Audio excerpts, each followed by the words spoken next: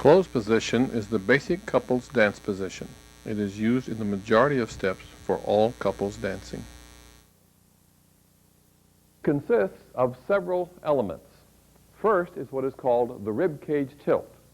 You want to raise the diaphragm, bending the spine at a point where you do not normally do so, not from the hips or the waist, but above the waist where the ribs meet the backbone. To see if you're doing it right, put your thumbs on your floating ribs, your last ribs, your little fingers on your pelvis, and if you're doing it right, you'll spread them apart. Now, this is not really a natural position. It's more than just standing at attention. You'll feel like you're strutting. You feel like the drum major walking down the field like so. But once you get used to it, it feels good and it looks good. And especially for the woman, it has a very, very important function that we'll show you in a moment. The second element is the body line side to side.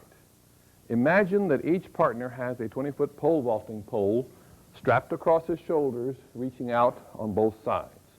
Those poles should be parallel. A lot of beginners tend to pull apart this way, and as you go down the floor, you'll be going different directions, and it creates a lot of stress. So to avoid that, you want to be sure that the body lines are perfectly parallel side to side. The third element is the feet. And here you do not want to be lined up. You don't want to be toe-to-toe. Your feet should be a little bit apart, about the width of your own feet, not right together. And your right toe of both partners should be pointing between your partner's feet. So you're offset to the left like that, interlocked. And as you move down the floor, there's a universal rule: left foot outside, right foot inside. Now here, my left foot is outside, her right foot is inside. A lot of beginners, the guys are afraid that they're going to straddle, they're going to step on her feet, and they straddle. You don't want to do that. You want to have your toes interlocked so that as you move, for both partners, left foot is outside, right foot is inside. Here's my right foot stepping inside, and her left foot is over beyond mine. As long as you're in closed position, the feet should be interlocked in that manner. The fourth element is the arms. And the elbows should be raised straight to the side. Don't let your elbows droop down. They should be straight out to the side. Almost a right angle here under the arm. And then hands, the guy's right hand forward and downward, left hand up. This is called the man's frame. And as long as he's doing dances in closed position, his frame should be rigid.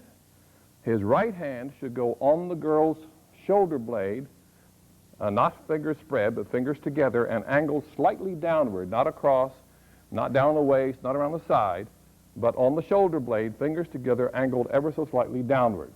His left hand takes her right hand gently like this. It should be no lower than the shorter partner's eyes. And ladies, don't strangle his thumb. Put your thumb against his, not like this. I've seen guys with big blue veins in their thumb from being strangled for 25 years, so have a heart, ladies.